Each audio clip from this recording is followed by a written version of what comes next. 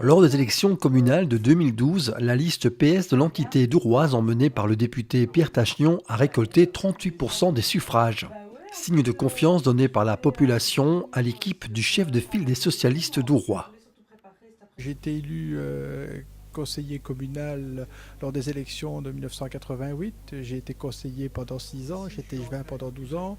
Je suis devenu le chef de file de l'opposition du PS à Dour parce qu'il y a presque 30 ans que je fais de la politique active dans ma commune. Ça suppose évidemment d'être présent sur le terrain pratiquement au quotidien, de travailler au bien-être de ses concitoyens, que ce soit dans la majorité ou dans l'opposition d'ailleurs.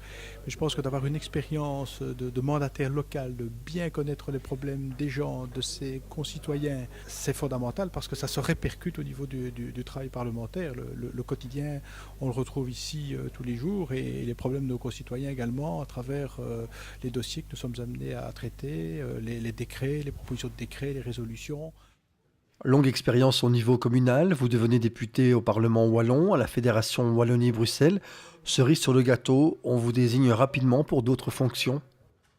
Bah, écoutez, oui, j'ai donc été désigné par mon parti pour le représenter au sein de ce qu'on appelle le bureau du Parlement de la Fédération Wallonie-Bruxelles et j'ai découvert immédiatement des fonctions relativement importantes puisque je suis devenu vice-président de ce Parlement. Donc ça permet de mieux connaître le Parlement de l'intérieur, de mieux connaître les rouages du Parlement. Donc c'est effectivement quelque chose que je ne pensais pas découvrir en arrivant ici.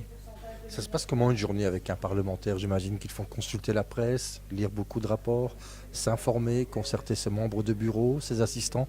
Oui, c'est vrai que ma journée commence par une lecture de la presse. Il faut connaître les actualités, il faut savoir sur quoi rebondir, sur quoi se positionner. Il faut savoir que chaque séance plénière d'un Parlement commence par ce qu'on appelle des questions d'actualité.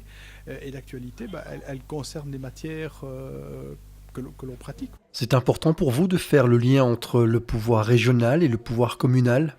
Pour ma part, je suis intervenu très souvent ici à Bruxelles en ce qui concerne la recherche et l'enseignement supérieur, mais à Namur sur d'autres dossiers qui concernent ma région, qui concernent les problèmes qu'on a rencontrés lorsque les entreprises ont fermé, lorsqu'il y avait des travaux rendant nos autoroutes impraticables. Ce sont les problèmes des gens au plus profond d'eux-mêmes.